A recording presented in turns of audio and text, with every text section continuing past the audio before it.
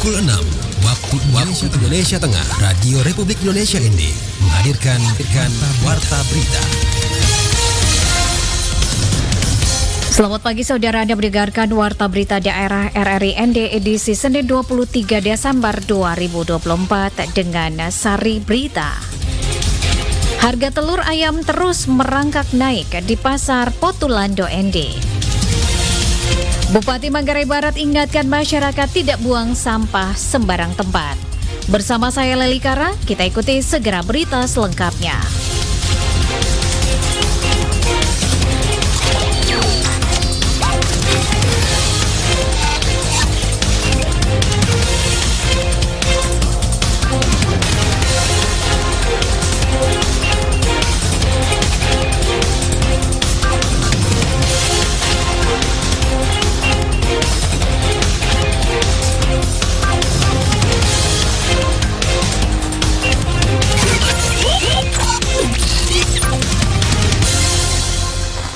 Pendengar, harga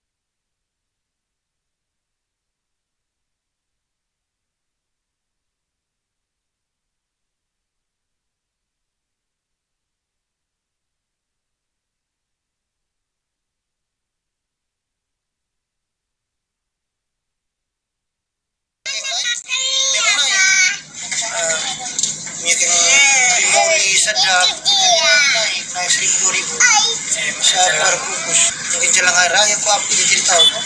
Biasa hari raya begini mungkin. Kalau untuk beras, masih masih stabil lah 13-14. Dijelaskan Enos bahwa harga telur ayam sebelumnya dijual dengan harga peraknya Rp55.000, namun untuk saat ini dirinya terpaksa harus menjual dengan harga Rp63.000 peraknya sebagai imbas dari naiknya harga telur ayam dari agennya. RRI ND, Nikolaus Makumeli melaporkan. Pendengar, Bupati Manggarai Barat ingatkan masyarakat tidak buang sampah sembarang tempat. Laporan selengkapnya disampaikan Epi Wahab. Menjaga kebersihan lingkungan tentu hal yang penting apalagi untuk kota wisata seperti Labuan Bajo, sehingga kesadaran masyarakat sangat diperlukan untuk menangani kebersihan lingkungan ini. Akan tetapi tetap masih saja ada masyarakat yang masih membuang sampah sembarangan. Melihat hal ini, Pemda Manggarai Barat, dalam hal ini Bupati Manggarai Barat Edi Stasius Endi, mengatakan berencana akan memasang CCTV di setiap tempat yang sering terjadi aktivitas masyarakat yang suka buang sampah sembarangan dan akan langsung ditindak tegas. Pada masyarakat bahwa betapa sangat penting yang namanya lingkungan yang bersih. Ada beberapa langkah yang sedang didesain akan dilaksanakan pemerintah. Ternyata aturan aja tidak cukup. Maka kita akan memasang nanti CCTV beberapa spot yang selama ini orang gemar membuang sampah di spot-spot yang telah kita identifikasi. Yang pada saatnya kalau kita mengetahui, mengecek di CCTV ada masyarakat yang membuang sampah tidak pada tempatnya, maka akan diberikan tindakan yang tegas. Berbagai upaya telah dilakukan pemerintah daerah untuk menata dan menjaga kebersihan Kota Labuan Bajo agar bebas dari sampah, mulai dari sosialisasi, kampanye kebersihan, aksi bersih-bersih yang melibatkan lintas sektor, penyiapan armada angkutan sampah berikut petugas kebersihan, TPA sampai pada regulasi berupa pada Perda dan Perbub retribusi sampah, namun itu belum cukup. Bupati Mambar juga menghimbau masyarakat untuk selalu menjaga kebersihan lingkungan sebagai cerminan sehat. Harus ada rasa memiliki bahwa lingkungan bersih itu mencerminkan bahwa kita sehat.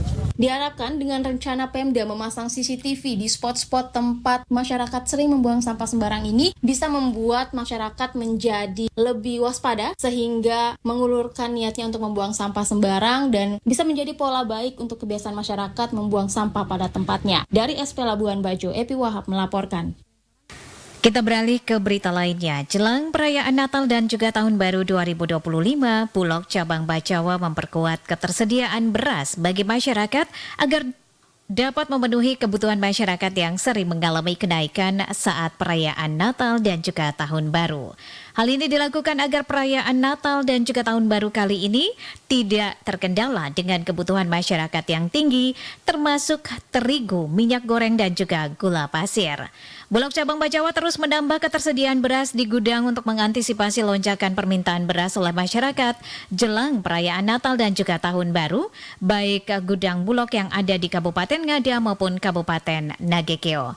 Dan pendengar, saat ini 3 gudang beras milik Bulog Bacawa tersedia 1.900 ton beras dan akan ditambahkan lagi 700 ton beras dengan rincian 300 ton beras untuk gudang di Kabupaten Ngada dan 400 ton beras untuk memperkuat gudang di Kabupaten Nagekeo, serta tersedia juga 126 ton gula, 700 kg terigu dan juga minyak goreng sebanyak 18.000 liter. Kepala Bulog Cabang Bacawa Denny Nichan Obji mengatakan jelang perayaan Natal dan juga Tahun Baru sering terjadi lonjakan permintaan kebutuhan masyarakat akan sembako. Untuk itu pihak Bulog sedapat mungkin menyediakan permintaan masyarakat dan saat ini menurut Denny ketersediaan beras aman untuk memenuhi kebutuhan masyarakat dalam menyambut Natal dan juga Tahun Baru.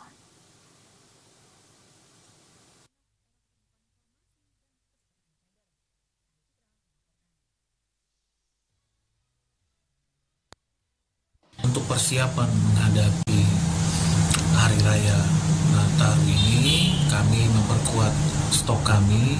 Itu saat ini kami menerima 300 ton masuk di gudang Fobata di Bacawa. Selain itu juga untuk penambahan stok untuk Kabupaten Nagekeo itu sebanyak 400 ton. Nah, itu sementara dalam proses penerimaan. Dan dengan tambahan stok ini dari 1.900 tambahan sekitar 700 ton masuk ini, itu perhitungan kami itu kami bisa menyanggupi permintaan atau kebutuhan terkait dengan sembako. Untuk memastikan kebutuhan masyarakat dapat dipenuhi dengan baik, Bulog Bacawa juga melakukan operasi pasar murah di beberapa titik strategis yang ada di Kabupaten Ngada dan juga Kabupaten Nagekeo. Hal ini dilakukan untuk mengantisipasi lonjakan permintaan masyarakat yang tinggi menjelang Natal dan juga Tahun Baru, serta memastikan masyarakat mendapatkan beras dengan harga terjangkau.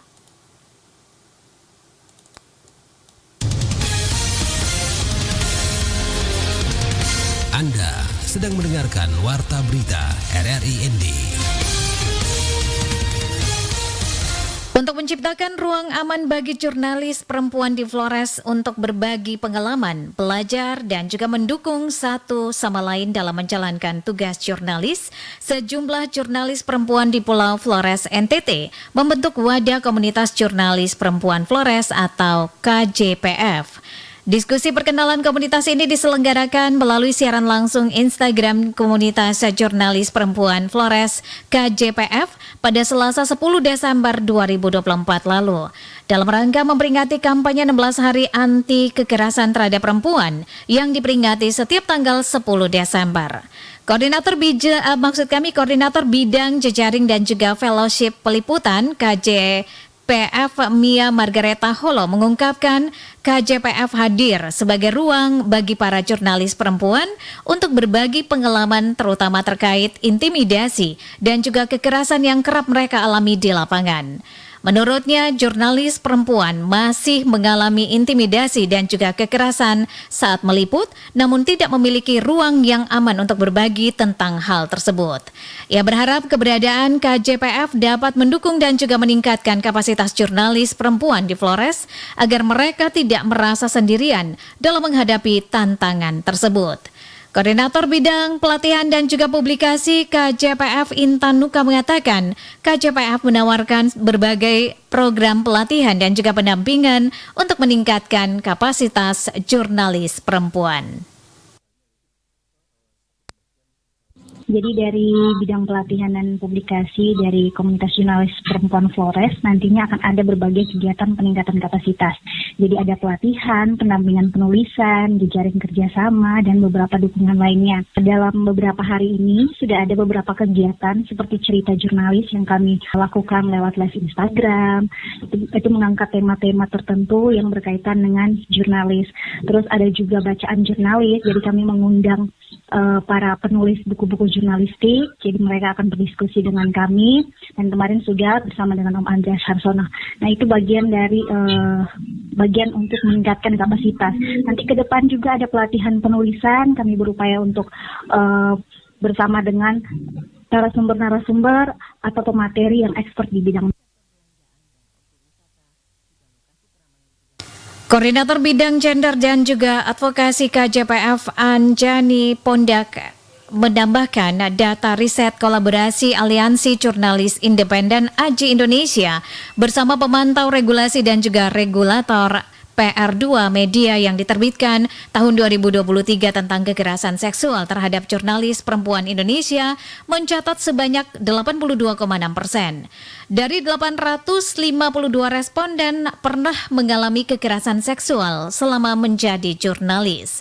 Belum lagi ada jenis kekerasan lain yang juga dialami oleh jurnalis perempuan. Kita beralih ke berita lainnya. Kepala Kantor Kesyah Bandaran dan juga Otoritas Pelabuhan KSOP kelas 4ND, Yosep Bere Esos, melalui pelaksana lalu lintas angkutan laut Sepriadi Alfred pada Rabu, 18 Desember 2024 mengatakan pihaknya telah menggelar rapat koordinasi dengan berbagai mitra kerja pelabuhan.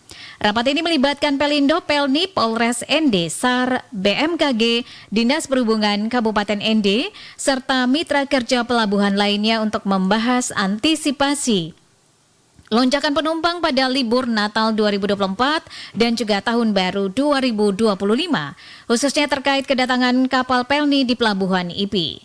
Dijelaskan dalam rangka menghadapi peningkatan jumlah penumpang selama periode Nataru, pihak KSOP telah membuka pos koordinasi penyelenggaraan angkutan laut Nataru. Posko ini bertempat di kantor KSOP kelas 4ND dan akan beroperasi hingga 8 Januari 2024. Posko ini bertujuan untuk memantau dan juga mengatur kelancaran angkutan laut, serta memastikan keamanan dan juga kenyamanan penumpang selama masa libur. Karena untuk di Pelabuhan ND sendiri sekarang ini kan belum bisa dioperasionalkan. Fokus untuk kapal penumpang kita fokus di Pelabuhan IP. Ia melanjutkan, seiring dengan meningkatnya jumlah penumpang pada libur Natal dan juga Tahun Baru, pihaknya berharap agar semua pihak yang terlibat dalam bekerja sama secara maksimal. Keberadaan posko ini dapat mengantisipasi potensi gangguan atau hambatan yang mungkin terjadi selama operasional angkutan laut, serta meningkatkan kesiagapan dalam penanganan jika terjadi keadaan darurat. Ditambahkan dengan adanya posko koordinasi ini diharapkan pelaksanaan Angkatan Laut Nataru di Pelabuhan IPI dapat berjalan lancar dan juga aman, memberikan rasa nyaman bagi masyarakat yang menggunakan jasa transportasi laut selama liburan akhir tahun.